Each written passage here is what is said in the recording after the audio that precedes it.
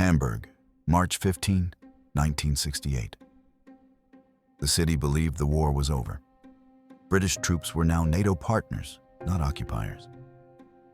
Yet before dawn, 8 doors across the old British quarter were marked with a single coded note, 1 word and 1 number: Redstar-eight. The men behind those doors were not clerks or shopkeepers, but former SS officers who had slipped through post-war screens, rebuilt lives, and now offered their skills to whoever would protect them. In one 30-minute window, MI6 teams, disguised as British military police, moved street by street to erase them from the map. This was Operation Redstar. The night 8 Nazis vanished at once. By the late 1960s, Europe was no longer rebuilding from war. It was an organized front line. The Iron Curtain cut the continent in 2. Publicly, West Germany was held up as a successful democracy, integrated into NATO and the European Economic Community. Privately, every major service understood a simple fact: the past had not been cleaned, only buried. For London, Hamburg remained a node from an older conflict. During the occupation, it had been a British port city, a processing hub for prisoners, informants, and returning soldiers. After sovereignty returned in 1955, the uniforms changed, but the networks did not vanish. Former Nazi security officers resurfaced as port managers, insurance brokers, freight agents, and occasionally as paid informants to both East and West. Hans Krueger belonged to this category. Born in 1912 in Pomerania, he had joined the SS in his early 20s. According to post-war interrogation files, one formative moment defined him: a 1938 internal security sweep in which he volunteered to handle difficult interrogations when others hesitated. By age 30, he had become a Gestapo interrogator known for methodical paperwork-heavy work. He recorded everything, not because he needed the notes, but because files could be traded later. The war ended. The files did not. Krueger disappeared in 1947 under a false identity, protected by a forged Persilschein, one of the whitewashing certificates that declared him a harmless follower rather than a committed Nazi. In the early years of the Federal Republic, these certificates opened doors to municipal jobs. Krueger used his to enter port administration in Hamburg. His capability in the Cold War context was simple and dangerous.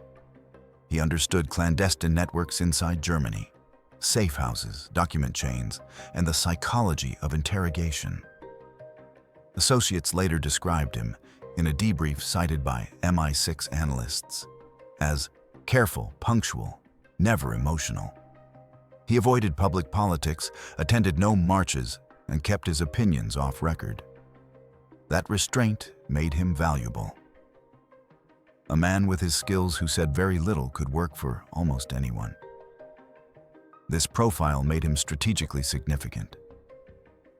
A former Gestapo interrogator who now sat at the intersection of port logistics, migrant flows, and intelligence rumors could be useful to Western services, or to the East German Stasi. By 1966, both sides had tried to recruit him. According to a retired Bundeskriminalamt liaison, the Stasi codename for Krueger was believed to be Fährmann, the ferryman. Intelligence services had tracked him in some form for nearly 2 decades. What changed in the mid-60s was the category into which MI6 placed him. He was no longer treated as a dormant war criminal, but as a potential future operator, able to train others or build deniable cells using techniques refined before 1945. By October 1967, the British Security Service and MI6 concluded that leaving Krueger in place represented a Category Black threat, a high-impact asset who could pivot rapidly to a hostile service if pushed. The authorization to act came in December 1967. It was not just about Krueger as an individual. he was listed as R1 Black, the highest risk node in a cluster of 8 former SS officers in the Hamburg area who had all used early denazification loopholes. Together, they formed what one MI6 analyst called, in a cable to London, a latent parallel security structure inside the Federal Republic. The doctrine chosen for this problem had a name. Within MI6 planning papers, it was called the Denazification Stability Doctrine. The logic was straightforward. Unresolved security elites from the Nazi period could not be treated only as criminals of the past. They were potential assets in the present. If they were recruited by hostile intelligence services or by extremist cells, they could destabilize both occupation legacy structures and contemporary governance. Prevention, not prosecution, became the guiding principle. Under this doctrine, justice was not defined only by courtroom verdicts. It included preemptive neutralization of individuals who could damage state stability, even if they had never stood trial. Operation Redstar fit the doctrine precisely. Each of the 8 targets combined 3 traits: prior experience in security or intelligence work, a record of evading post-war accountability, and current access to networks that crossed borders. 3 obstacles made a normal law enforcement approach almost impossible. The first was identity uncertainty. Each target had at least one layer of forged documentation, sometimes supported by authentic post-war papers issued on the basis of those early Persilschein. The second was political sensitivity. By the late 1960s, West Germany was sovereign. British forces remained under NATO agreements, not as occupiers. Open British raids inside German neighborhoods would raise questions in Bonn and London. The third obstacle was urban density. Hamburg's post-war reconstruction had produced crowded apartment blocks and narrow courtyards, where any nighttime action would attract attention. The Denazification Stability Doctrine pointed to a different approach. Intelligence officers argued that these 8 men should be removed not through public trials, but through a synchronized, deniable sweep executed under plausible legal cover. MI6 planners proposed to borrow from wartime special operations executive methods. Small teams, surprise entry, rapid exfiltration, while using British military police identity as a shield. The cover story was simple: curfew enforcement, routine detentions, no details released. Despite the obstacles, planners identified an opportunity. In late February 1968, GCHQ traffic analysis flagged a shortwave transmission from the Baltic coast. The message, later decrypted and summarized in an MI6 report, referenced Fährmann crossing east before the end of week 11.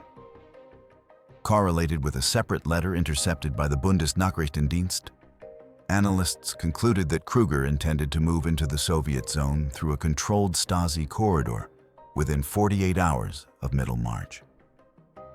Within that time frame, all elements of Redstar would need to be in position. But first, one critical element had to be resolved: whether West German authorities would be informed or deliberately kept outside the loop. The human element entered at this point. The British station in Hamburg assigned a case officer to live undercover near Krueger's apartment. For 3 months, he moved as a language teacher, renting a small room 2 floors below the target. The officer's code name in the file was Harbor 1. His real name does not appear in the surviving documents. During the final week before execution, Harbor 1 experienced what handlers call legend drift. Living inside the false identity, he began to react as the persona rather than as an operative. One afternoon, returning from a staged teaching appointment, he found himself holding the door for Krueger, who carried a bag of groceries and nodded in thanks. The man on the staircase did not look like a war criminal or an intelligence asset. He looked like a quiet, aging clerk. Harbor 1 noticed the worn cuff of the man's coat. the way he placed his weight on one leg, the slight hesitation before he spoke. For a few seconds, the operative hesitated to categorize him as a target. According to the post-operation debrief, Harbor 1 reported this moment explicitly. The supervising officer noted that the hesitation lasted less than 2 seconds, did not compromise surveillance, but increased the psychological strain. The mission continued. The target had human traces beyond the file. Intercepted communications from January 1968 included a brief postcard from Krueger to his sister in Lübeck. In it, he complained about the cost of school books for his niece and mentioned that the girl wanted to learn English songs from the radio. Analysts noted nothing operationally relevant. The card simply confirmed that Krueger used regular mail, visited family, and tracked the small economics of daily life. When he later died in the course of Operation Redstar, that niece received a different official notification. Her uncle had been killed during a security incident, and no further information could be shared. By March 13, 1968, the operation entered its execution phase. The intercept indicating an imminent eastward crossing was verified by a second source. A Stasi travel facilitation request identified by the Bundesnachrichtendienst. The window was now reduced to 48 hours. If the British did not act before Krueger crossed the border, they would likely never see him again. The architecture of Operation Redstar reflected both wartime habits and Cold War constraints. The first layer was paperwork. MI6 created a phantom detachment designated Unit Bravo 12, presented on internal British Army rosters as a rotating military police element tasked with nighttime discipline checks in the Hamburg garrison support area. The detachment existed only on copied orders and carbon sheets, but its duty rosters were matched carefully against real patrol patterns to avoid overlap. Each Redstar operative carried a British military police identification card with a valid service number, forged using templates acquired from a cooperative sergeant in the Royal Military Police. The cards were age-stained with tea, not chemicals, to replicate normal wear. Armbands, markings, and the red-topped caps of the military police were drawn from surplus stores. The second layer was equipment. Execution teams were issued Bren L4A4 light machine guns and standard-issue Webley sidearms. But these were kept in vehicles unless escalation was necessary. Primary weapons inside stairwells and corridors were compact submachine guns, in this case, Heckler & Koch MP5A2 models with retractable stocks. Radios were Type 37/1 portable sets, reliable but prone to interference in dense buildings.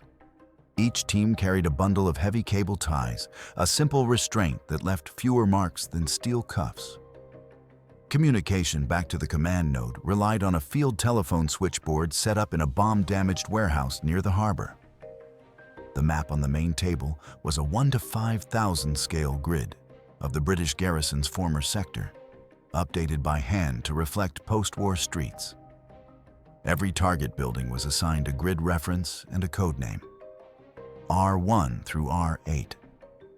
Krueger was R1 Black, the only site tagged in red pencil as high violence probability. Escape routes formed the third structural element. The planners designated a requisition tram depot, codenamed Holding Point Fox, as the initial consolidation site. From there, captured targets would be moved under canvas in civilian trucks to a British-controlled airfield outside town, and then onward under legal cover as witnesses under protective transport. The street routing to Holding Point Fox was rehearsed using unmarked military Land Rover Series 2A vehicles, counting traffic signals and likely choke points. The team composition followed a simple pattern. 4 two-man arrest units would handle the entries at R1 through R8, each responsible for 2 doors. a dedicated diversion unit would stage an incident to justify increased military police presence in the area. One reinforcement pair would remain mobile in a van, ready to plug any gap. Each operative knew only his immediate tasking, the code name of his own target addresses, and the call sign of his direct superior. None of them saw the full list of 8 names. That compartmentalization meant that if a German police patrol stopped one team, or if an East German agent inside the city overheard a fragment of radio traffic, no single capture could expose the entire structure. The planning consumed just under 3 months. By March 14, 1968, every address had been confirmed through physical surveillance and documentary checks. Harbor 1 had mapped Krueger's daily pattern over 60 days, noting the times he returned home, the curtains he drew, and the rare nights he did not sleep in the apartment. The milestone was clear. The last safe weekend before an expected eastward movement was approaching. The Redstar teams had less than 48 hours before the window closed. March 15, 1968. At 0340 hours, the approach phase began. The city was still, the streets wet from a light overnight rain. In the rebuilt blocks of Altona and the older streets nearer the port, most windows were dark. The only visible movement came from late shift workers and the occasional tram. The diversion unit moved first, using a British garrison truck with the markings of a logistics detachment. They staged a controlled breakdown at a major intersection feeding into the target zone. A loose fuel line, a stalled engine, and a loud argument in English were sufficient to draw a small crowd. When the Royal Military Police patrol car arrived, it found British personnel already on scene. The lead operator presented a genuine-looking repair order and a copied reference to Directive 27 Bravo, authorizing extended MP coverage of the area. It was a calculated bluff. The German police at the scene accepted the explanation and drifted away. The visible MP activity gave cover for additional red-capped men to appear in nearby streets. While the diversion played out, the arrest units moved on foot. Each team wore plain uniforms under their MP coats, boots softened with tape to muffle sound on stone stairways. Unit 2's radio failed before they reached their checkpoint. The Type 37/1 simply died after a burst of static. According to the later technical report, the cause was a damaged antenna connector. In the moment, the 2 men followed contingency protocol. They switched to visual cues, adjusting to a schedule based on church bells and a series of prearranged torch flashes at window level. By 0400 hours, all teams were within a few streets of their objectives. They walked with the casual confidence of men who expected to be obeyed. Occasionally, a resident glanced at them from a doorway. The armbands and caps did their work. In 1968, the sight of military police in a former garrison district still felt routine. A near compromise came without warning. A genuine British military police patrol, unaware of Operation Redstar, turned into the same narrow street where Unit 4 was moving toward R4. For several seconds, the 2 groups stared at each other, red caps facing red caps. The Redstar pair closed the distance first. Their leader spoke in clipped English, adopting the tone of an irritated superior. He cited the fabricated Directive 27 Bravo, insisting that they were conducting a disciplinary sweep ordered from brigade level. The real patrol, unwilling to challenge higher authority on a cold night, accepted the document. They were reassigned on the spot to support the stage breakdown 2 streets away. The conflict dissolved, but the risk was clear. Another minute of conversation might have led to radio calls, and then to questions that could not be answered. The execution window opened as the teams reached their assigned doors.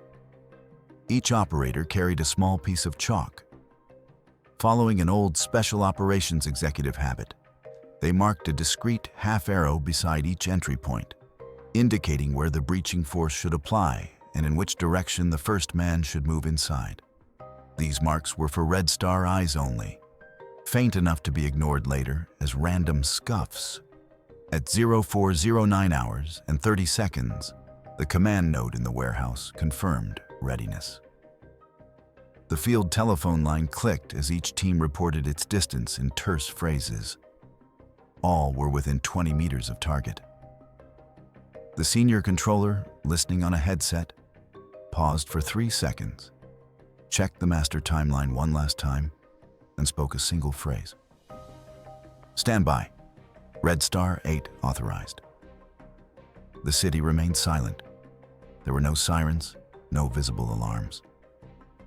In the dark, narrow streets, 10 men adjusted their grips on door rams and waited for their watches to tick down the final seconds.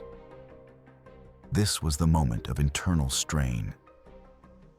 In a cramped stairwell opposite R1 Black, Harbor 1 stood behind the 2-man entry team assigned to Krueger. His role was observation and on-scene identification, not direct assault. According to his later testimony, the seconds before 0410 hours stretched unnaturally. He knew that beyond the thin door was a man he had watched shop for bread, adjust his reading glasses in the hallway, and once bend down to pick up a dropped toy for a neighbor's child.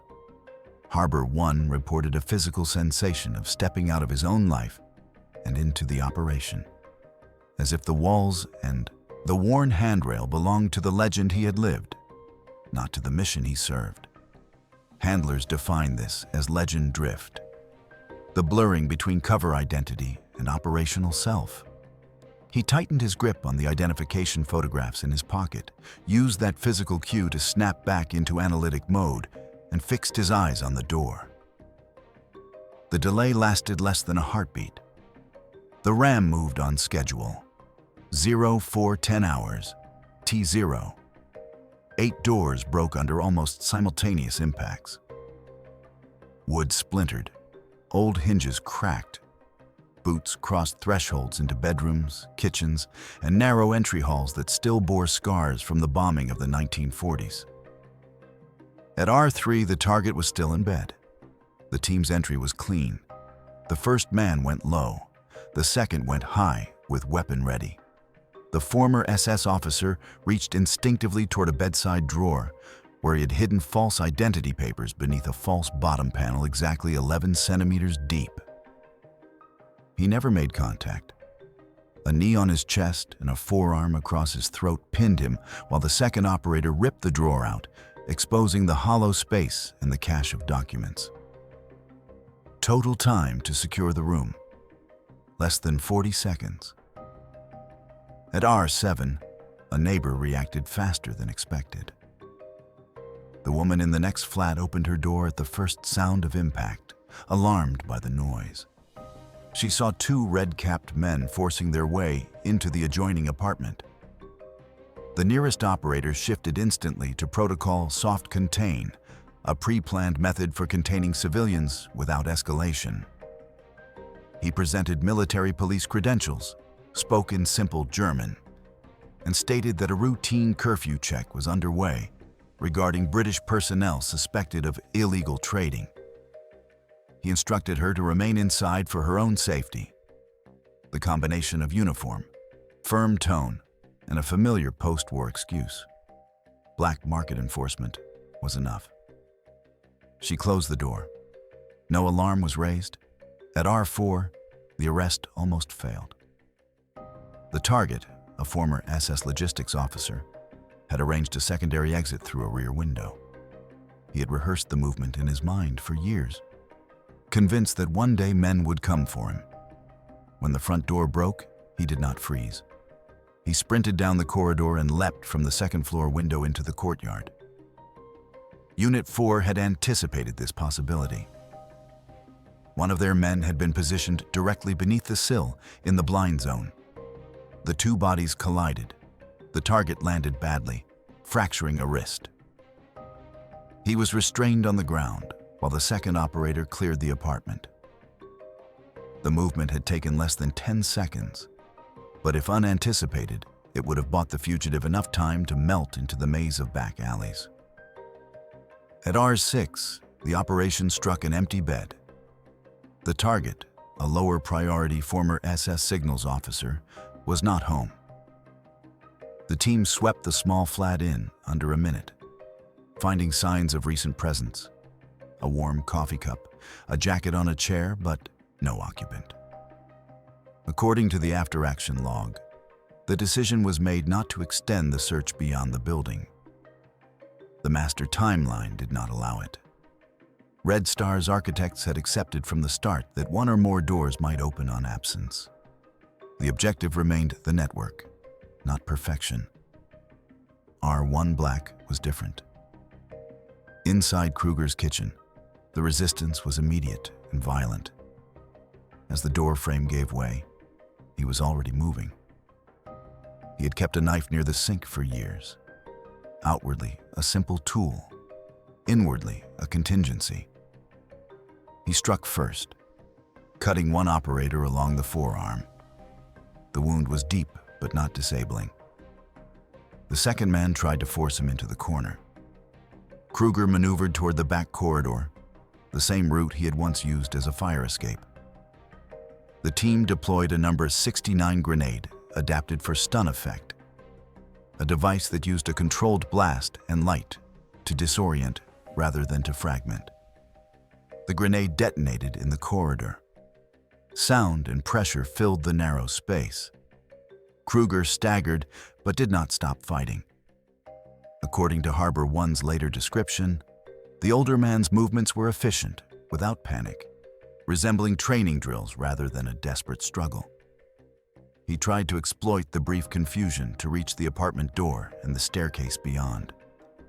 The fatal shot came from the second operator's sidearm, fired at close range after shouted commands were ignored. The bullet struck the upper torso. Krueger fell against the corridor wall and slid to the floor. Harsh breathing, then silence.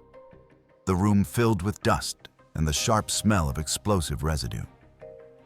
Elapsed time from breach to cessation of resistance, approximately 8 minutes. In the official file, the line was simple. Subject R1 Black refused to comply, sustained fatal wound while resisting lawful detention. Elsewhere, arrests continued according to plan. At R2, the target attempted to burn a stack of notebooks in a small metal bin. The flames were extinguished with water from a kitchen jug before serious damage occurred.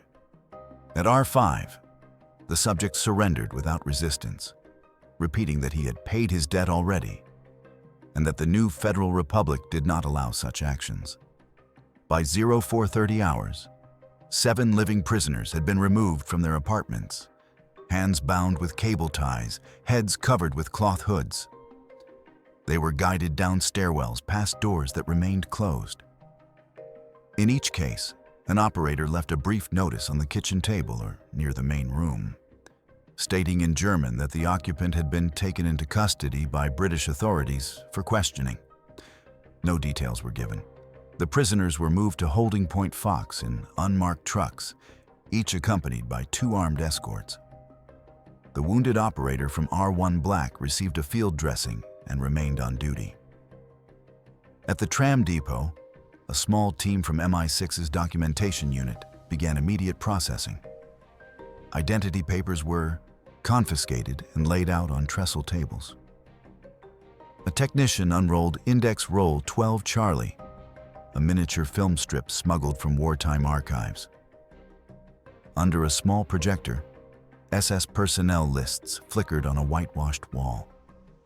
Facial features, dates of birth, and unit postings were matched against the men now sitting on benches under guard. According to a declassified MI6 summary, all 7 detainees were positively identified within 90 minutes. The empty bed at R6 remained an open file. Krueger's body was photographed, tagged, and transferred under cover of darkness to a British medical facility. Officially, he did not exist in any public record of the night's events. By 0600 hours, the operation was over. The diversion truck had been towed away. Chalk marks on door frames were smudged by the first commuters brushing past. Hamburg woke, as it had on many mornings since the war, to the sound of trams and factory whistles. Few residents realized that a silent purge had unfolded while they slept. By mid-morning, on March 15, 1968, the formal narrative was already in place. British military authorities released a short, controlled statement to their German counterparts. During routine military police activity in the Hamburg support area, several individuals without proper clearance had been detained for questioning. No names were given, no addresses were specified. German newspapers that picked up the notice filed it alongside reports of black market crackdowns and deserter arrests. For most readers, it was a minor item. Inside the West German security apparatus, the picture looked different. According to a Bundesnachrichtendienst assessment written later that week, senior analysts quickly realized that the detainees matched a set of unresolved denazification cases. The sudden removal of 7 such figures on the same night suggested external coordination. MI6 did not confirm involvement. In meetings in Bonn, British officials emphasized the shared interest in preventing hostile intelligence penetration of German institutions. They did not describe Redstar in operational detail. The investigation into Krueger's death remained deliberately shallow. The official notation described a fatal injury sustained while resisting detention by Allied personnel. There was no public inquest. No parliamentary question in Westminster specifically named him. For his family, the information came in the form of a short letter stating that he had died during a security incident and that no further details could be released for reasons of state. Tactically, Operation Redstar achieved its direct objectives. The 7 surviving officers were removed from Hamburg, held in controlled facilities, and questioned extensively about their contacts. Intelligence gained included address books, code phrases, and recollections of clandestine meeting spots in both East and West. Some of that information helped to map Stasi networks inside West Germany. Other fragments illuminated far-right cells forming in the shadows of legal parties.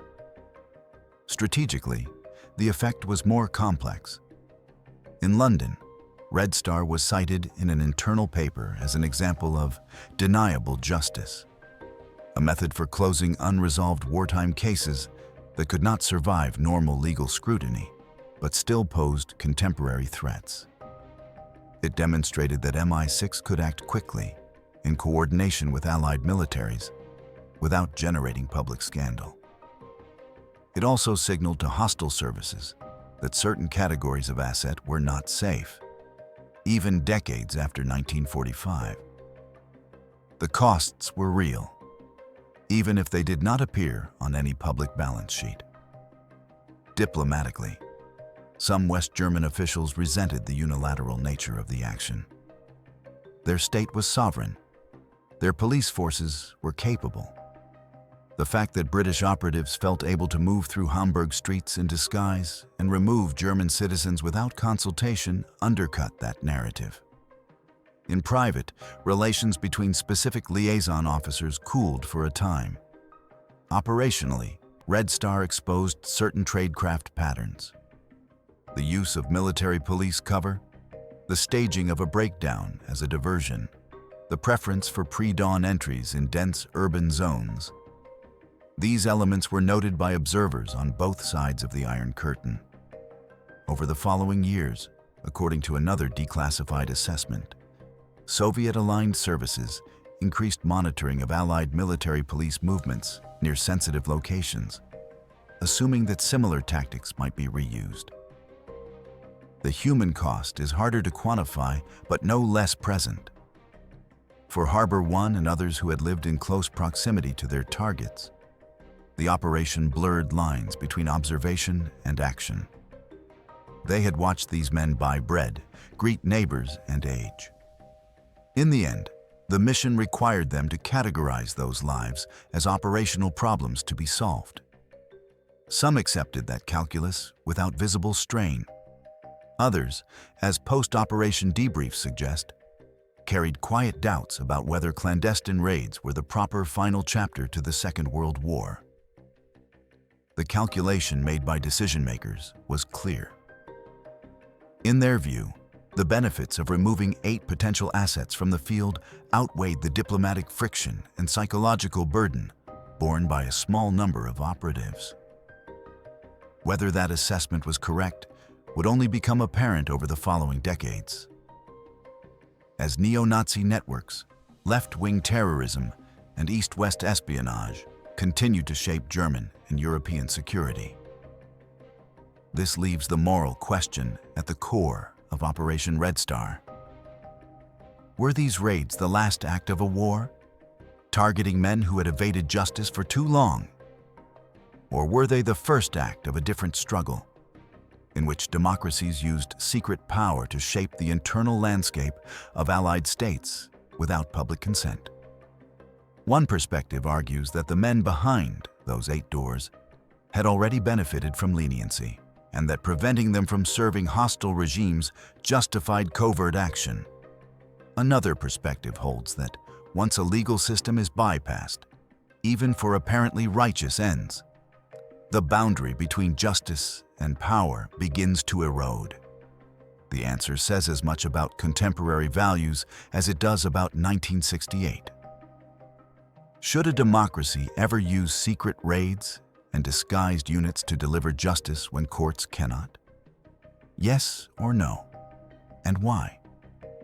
Place your view in the comments and explain the principle you think should govern operations like Redstar.